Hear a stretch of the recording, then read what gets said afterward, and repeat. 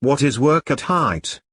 Work at height means work in any place where, if precautions were not taken, a person could fall a distance liable to cause personal injury. You are working at height if you work above ground, floor level.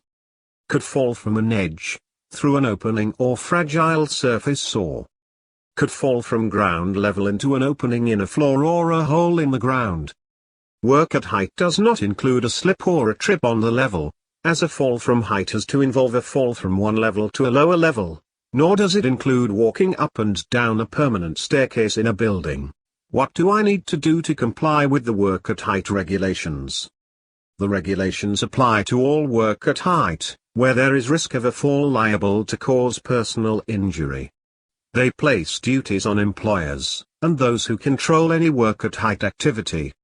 As part of the regulations, you must ensure all work at height is properly planned and organized. Those involved in work at height are competent.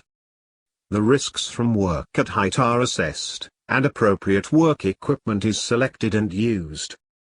The risks of working on or near fragile surfaces are properly managed. The equipment used for work at height is properly inspected and maintained. What is the definition of a working platform? The Work at Height Regulations 2005 changed the meaning of working platforms, which were traditionally seen as fully boarded platforms with handrails and toe boards.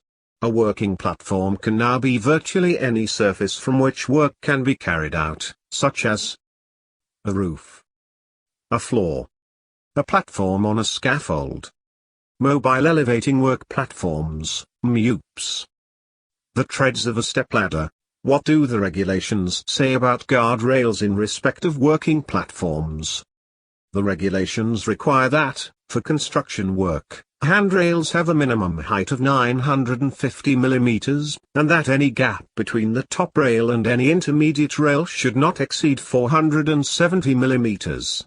The regulations also require toe boards to be suitable and sufficient, e.g. a toe board of a minimum 100 mm height would be acceptable. What is meant by collective and personal fall prevention measures?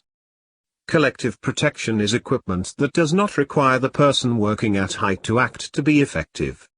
Examples are permanent or temporary guardrails, scissor lifts and tower scaffolds. Personal protection is equipment that requires the individual to act to be effective. An example is putting on a safety harness correctly and connecting it, via an energy-absorbing lanyard, to a suitable anchor point. What do I need to know about using a MUP? If you are thinking of using a MUP, consider the following questions. Height: how high is the job from the ground?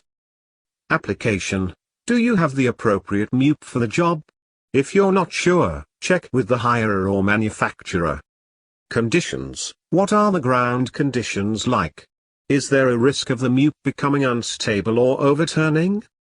Operators: are the people using the MUP trained, competent and fit to do so? Obstructions: could the MUP be caught on any protruding features or overhead hazards, e.g. steelwork, tree branches or power lines? Traffic: is there passing traffic and, if so, what do you need to do to prevent collisions? Restraint: do you need to use either work restraint, to prevent people climbing out of the MUP, or a fall arrest system, which will stop a person hitting the ground if they fall out? Allowing people to climb out of the basket is not normally recommended. Do you need to do this as part of the job? Checks: has the MUP been examined, inspected and maintained as required by the manufacturer's instructions, and have daily checks been carried out? Do's and don'ts of working at height. Do as much work as possible from the ground. Ensure workers can get safely to and from where they work at height. Ensure equipment is suitable, stable and strong enough for the job, maintained and checked regularly. Take precautions when working on or near fragile surfaces. Provide protection from falling objects. Consider emergency evacuation and rescue procedures. Don't overload ladders, Consider the equipment or materials workers are carrying before working at height. Check the pictogram or label on the ladder for information. Overreach on ladders or step ladders. Rest a ladder against weak upper surfaces, e.g. glazing or plastic gutters. Use ladders or step ladders for strenuous or heavy tasks. Only use them for light work of short duration, a maximum of 30 minutes at a time. Let anyone who is not competent, who doesn't have the skills, knowledge and experience to do the job, work at height.